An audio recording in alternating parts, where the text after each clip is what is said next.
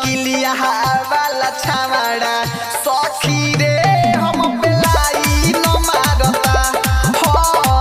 बाहते साइकिलिया वाला छावाड़ा सखी रे हम बेलाई न मारता धमाका रिकॉर्डिंग स्टूडियो बाहते साइकिलिया वाला छावाड़ा छावाड़ा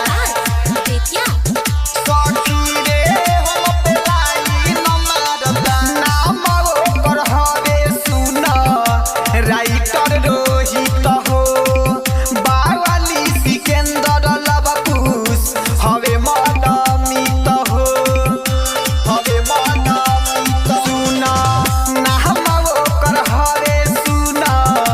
राइटर रोहित हो बावाली सिकंदर लवकुश हवे मनमित हो देखो ही में सखी सुपर फाइन लागता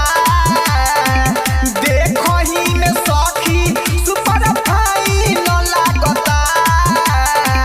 बाहते साइकिलिया वाला छावाड़ा सुनो ये सखी लाइन मारता हाँ बाहते साइकिलिया